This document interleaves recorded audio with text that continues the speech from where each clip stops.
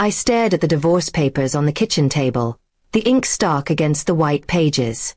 My hands trembled as I traced the words, each one a reminder of the life I thought I'd left behind. "I'm over my old life," I told my best friend Sarah, just weeks ago, my voice firm with conviction. I meant it then, or at least I thought I did. I'd spent years in a marriage that felt like a slow suffocation, where love had faded into routine. I wanted freedom, a spark, something to remind me who I was before I became a wife, a mother, a shadow of myself. But now, as the reality of those papers sank in, I wondered if I'd been chasing a ghost. It started innocently enough. One night, after another silent dinner with Mark, I downloaded Tinder.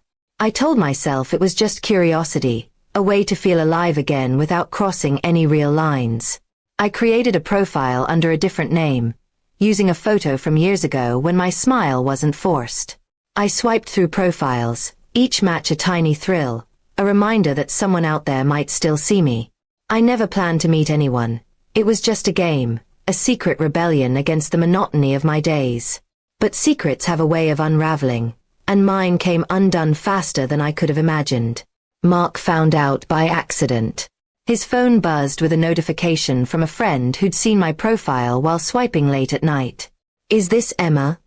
The friend had texted, attaching a screenshot. I was in the living room, folding laundry, when Mark confronted me. His face was pale, his voice low and shaking. "What is this?" he asked, holding up his phone. My heart dropped. I stammered, trying to explain it was nothing serious, just a moment of weakness, but the hurt in his eyes told me he didn't believe me. That night, he slept in the guest room, and I lay awake, replaying every choice that led to this. The next morning, Mark was gone before I woke up. He left a note saying he needed space and would be staying at his brother's. I tried calling, texting, begging him to talk, but he didn't respond. Days turned into weeks, and the silence between us grew heavier. I kept the house running for our daughter, Lily, forcing smiles during her bedtime stories while my heart ached. I deleted the Tinder profile, hating myself for the thrill I'd chased. But the damage was done. Mark's trust, once unshakable, was shattered, and I didn't know how to piece it back together. When Mark finally returned, it was to hand me the divorce papers. He didn't yell or accuse, he just looked tired, like he'd aged years in weeks. "I can't do this anymore, Emma," he said softly. "I thought I knew you." His words cut deeper than any argument could. I wanted to scream that I was still me, that I'd just been lost, but the truth was I didn't know who I was anymore either. I signed the papers, my hand shaking, knowing I'd thrown away something I could never get back. Life after the divorce felt like walking through fog. Lily split her time between us, her laughter a rare light in the haze. I moved into a small apartment, the walls bare and unfamiliar. I tried to rebuild, taking up painting again, something I loved before marriage swallowed my passions. But every stroke of the brush felt like an apology I couldn't voice. I missed Mark, not just the husband he'd been, but the friend I'd lost.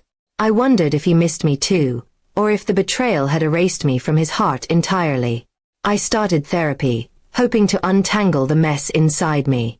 My therapist asked why I'd made the Tinder profile, and I struggled to answer. It wasn't about wanting someone else, it was about wanting to be seen, to feel like more than a role I played. She helped me see that I'd been running from myself, not just my marriage. I began journaling, writing letters to Mark I'd never send, pouring out my regrets and hopes. Slowly, I started to forgive myself, though the guilt lingered like a shadow. Months later, I ran into Mark at Lily's school play. He looked lighter, like he'd found some peace. We exchanged polite words, careful not to stir old wounds. Lily ran up, hugging us both, and for a moment, we were a family again. But as we parted, I saw the distance in his eyes, a reminder that some bridges stay burned.